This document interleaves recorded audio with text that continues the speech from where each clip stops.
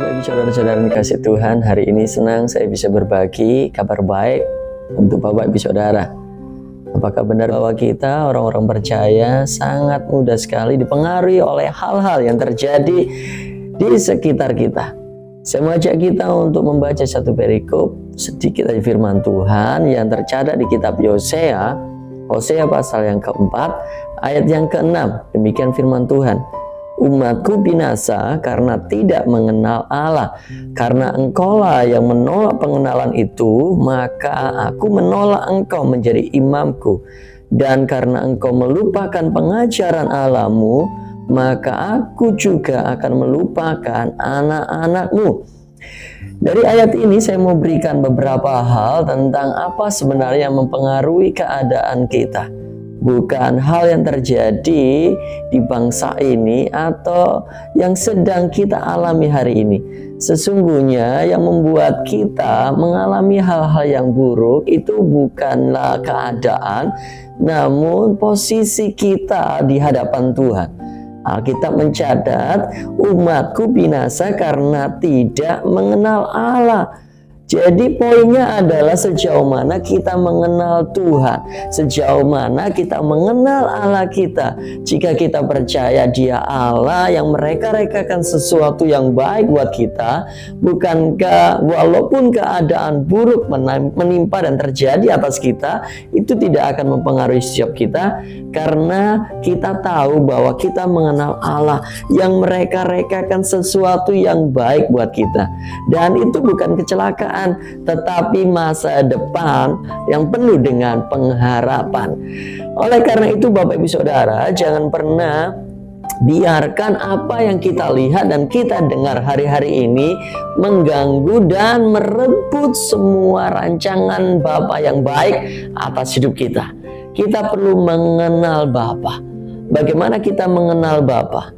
Alkitab mencatat kita bisa mengenal Bapa dari Yesus, anaknya. Barang siapa mengenal Bapa, ia mengenal anak. Barang siapa mengenal anak, ia mengenal Bapa. Dengan belajar firman Tuhan, menggali firman Tuhan, merenungkan firman Tuhan, kita akan semakin mengenal Bapa. Setiap rancangannya yang baik atas hidup kita. Sebab bukan keadaan di luar Tuhan atau di luar kita, di luar rancangan Tuhan yang membuat kita mengalami setiap keadaan yang buruk. Namun karena kita tidak mengenal Allah. Kuncinya adalah seberapa kenal kita akan Allah.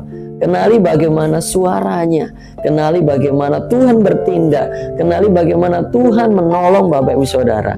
Pengalaman-pengalaman yang kita punya dahulu, kumpulkan itu untuk mengingat kembali bagaimana Tuhan telah menolong Bapak Ibu Saudara. Karena itu, jangan biarkan hal apapun mengganggu pengenalan kita akan Tuhan. Jangan biarkan iblis mengaburkan pengenalan kita akan Tuhan lewat keadaan-keadaan sekitar kita. Kita percaya bahwa hidup kita sebagai orang percaya bukan hidup karena melihat, namun karena percaya. Setiap perkataan Bapa yang baik atas hidup kita, saya percaya, saya meyakini itu pasti terjadi dan pasti digenapi atas hidup kita. Karena itu kenali Bapa, ya Bapa yang setia, ya Bapa yang peduli, ya Bapa yang rela menyerahkan anaknya Yesus Kristus menjadi serupa dengan manusia, supaya setiap kita mengalami hal-hal yang baik dalam kemuliaannya. Yang kedua adalah, karena engkaulah yang menolak pengenalan itu, maka aku menolak engkau menjadi imamku.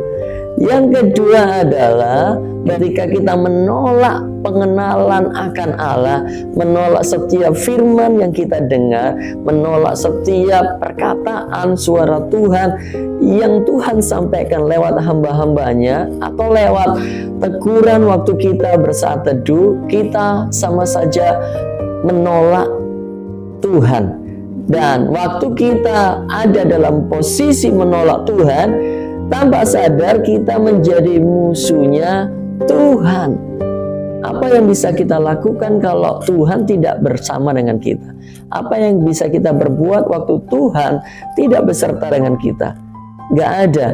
Karena itu jangan menolak dari setiap hamba-hamba Tuhan yang menegur kita, menasehati kita, bahkan dari setiap firman Tuhan yang menyatakan kesalahan kita, yang mengajar kita dan mendidik kita, maka terimalah, jangan tolak, karena itu membawa kita pada posisi yang benar di hadapan Tuhan.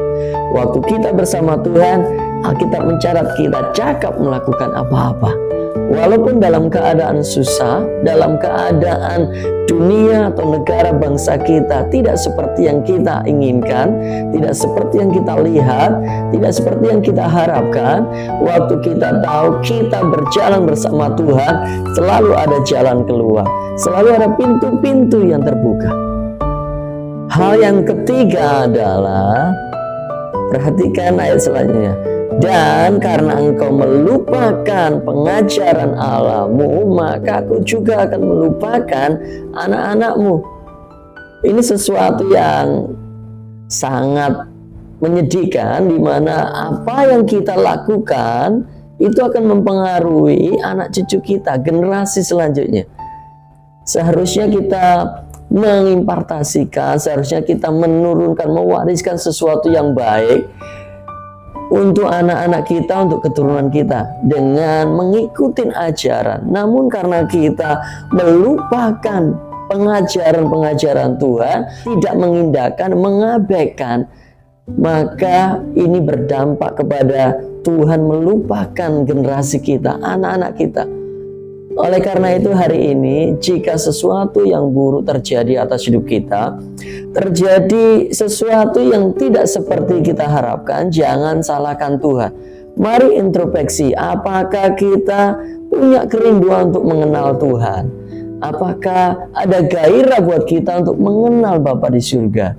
Yang kedua, apakah kita tidak menolak pengenalan akan Tuhan itu? Apakah kita menerima baik-baik setiap firman Tuhan? Yang ketiga adalah, apakah kita melakukan dengan taat setiap firman yang diajarkan atas hidup kita, bukannya melupakan? Karena apa yang kita kerjakan hari ini akan berdampak pada generasi kita selanjutnya. Ini yang bisa saya sampaikan. Kiranya renungan singkat ini bisa memberkati Bapak Ibu Saudara. Tuhan Yesus memberkati. Bye-bye.